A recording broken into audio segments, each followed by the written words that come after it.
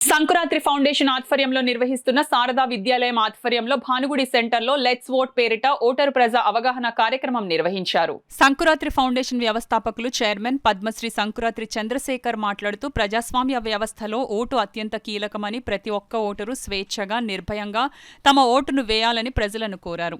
Vote అనేది ప్రతి పౌరుడి హక్కు మరియు కనీస సామాజిక బాధ్యత. ప్రతి పౌరుడు తన కనీస కర్తవ్యంగా పోలింగ్ బూత్ కి వెళ్లి ఓటు వేయాలని, మరీ ముఖ్యంగా యువత ఓటు శాతం పెరగాలని యువతను కోరారు.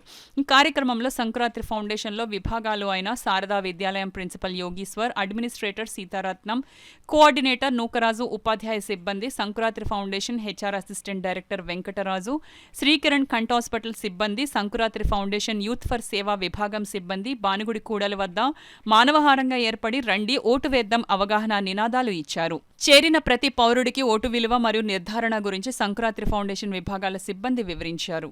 ఈరోజు ఒక అవగాహన కార్యక్రమం అనేది జరపడం జరిగింది. ఈ అవగాహన కార్యక్రమం ముఖ్య ఉద్దేశం ఏంటంటే ప్రతి ఒక్కరూ కూడా పోలింగ్ బూత్కి వెళ్ళి ఓటు వేయాలి. ముఖ్యంగా మొన్న జరిగిన రాజస్థాన్ ఎలక్షన్ గమనిస్తే యూత్ 100% యూత్ ఉన్న రాజస్థాన్లో ఓన్లీ 40% ఓటింగ్ మాత్రమే జరిగింది. ఇది చాలా హృదయ విచారకరమే. అంటే యూత్ ఖచ్చితంగా ఈ ఎలక్షన్లో రేపు జరగబోతున్న మే 11వ తేదీన జరగబోతున్న ఎన్నికల్లో ఖచ్చితంగా వారు వచ్చి వారి యొక్క ఓటుని ఖచ్చితంగా బాధ్యతగా being a citizen of India, భారతదేశ పౌరుడిగా, ఆంధ్ర రాష్ట్ర పౌరుడిగా ఖచ్చితంగా వారి యొక్క ఓటు వేయాలి. ఇందు మూలంగా నేను ప్రజలకు తెలియజేయడం ఏమంటే ఓటు వేసేయడానికి పోలింగ్ బూత్కి వెళ్ళిన తర్వాత ఓటు ఎప్పుడైతే మనం ప్రెస్ చేసిన తర్వాత గ్రీన్ లైట్ వెలగాలి.